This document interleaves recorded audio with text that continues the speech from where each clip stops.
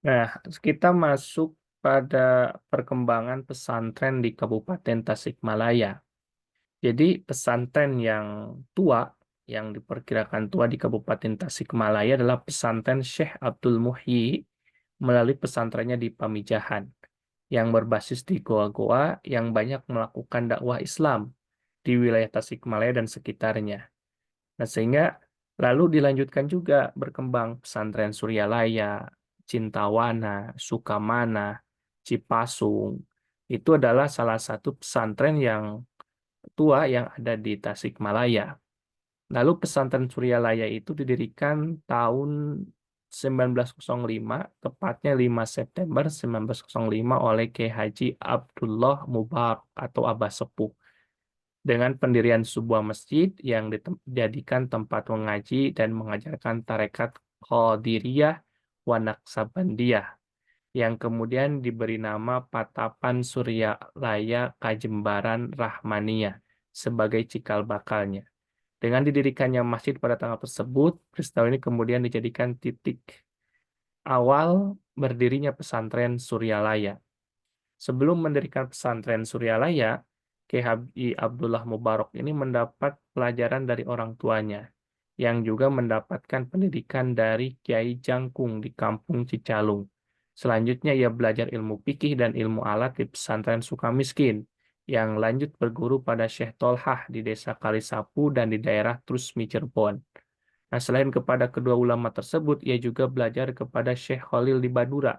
Kedua guru yang disebut terakhir ini, yaitu Syekh Tolha dan Syekh Khalil, sangat terkenal sebagai guru besar ataupun guru dari Tarekat Qadiriyah wa Naqsabandiyah. Oleh karena itu, dengan latar belakang pendidikan yang dimiliki, Kiai Haji Abdullah Mubarak ini banyak berhubungan dengan ajaran tarekat yang kelak mendirikan pesantren yang bernama Pesantren Suryalaya, yang mana ini mengajarkan eh, tarekat, khususnya tarekat Qadiriyah wa Naqsabandiyah. Lalu menurut Ahmad Sanusi, ketika masa pendudukan Jepang, pesantren ini yang berada di bawah pimpinan Kiai Haji Abdullah Mubarak bersikap sangat tegas terhadap tindakan dan gerak-gerik tentara militer Jepang.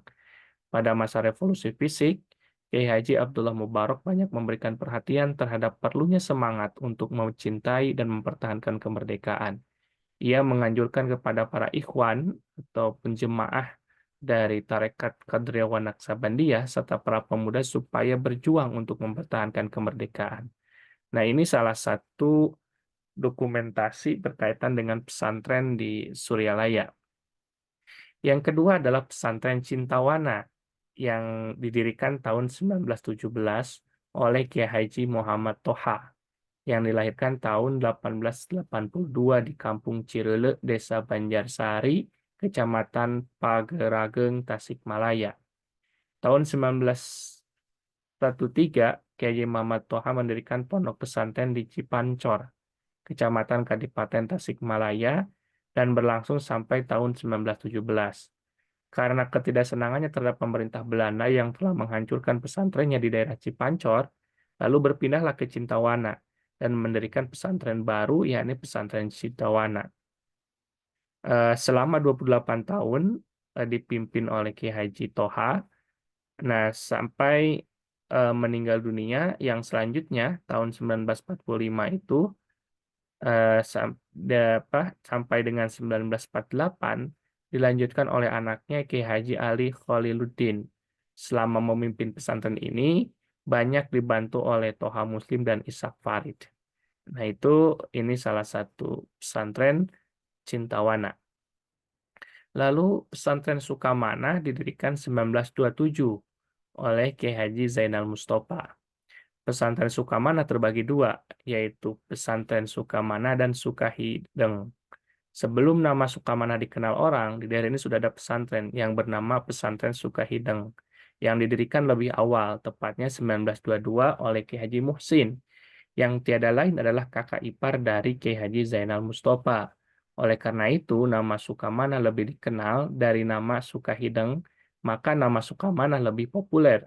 Namun dalam perjalanannya, kedua pesantren tetap bersatu karena masih memiliki hubungan kekeluargaan. Nah, Sebelum mendirikan pesantren Sukamanah, Kiai Haji Zainal Mustafa itu menuntut ilmu selama 17 tahun di beberapa pesantren, di antaranya di Gunung Pari Sukarame, Cilenga, dan di daerah Sadang, Garut pada tahun 1945. Nah, Ki Haji Zainal Mustafa meninggal karena aktivitas perlawanannya terhadap pemerintah Jepang yang mana dilanjutkan oleh Ki Haji Fuad Muhsin. Nah, ini salah satu dokumentasi pesantren Sukamanah. Lalu ada pesantren Cipasung, merupakan salah satu pesantren yang menjadi basis perjuangan ulama NU di Tasikmalaya. Ini didirikan oleh Ki Haji Ruhyat sejak tahun 1931. Pada masa Ki Haji Ruhyat, di pesantren Cipasung di samping menyelenggarakan pengajian secara sorogan dan halakoh yang diikuti masyarakat sekitarnya, terdapat madrasah diniyah dan kursus kader mubalikin wal musyawirin. Sepeninggal ajengan Ruhyat, pesantren ini dilanjutkan oleh anaknya Kiai Haji Muhammad Ilyas Ruhyat. Nah, ini salah satu dokumentasi pesantren Cipasung.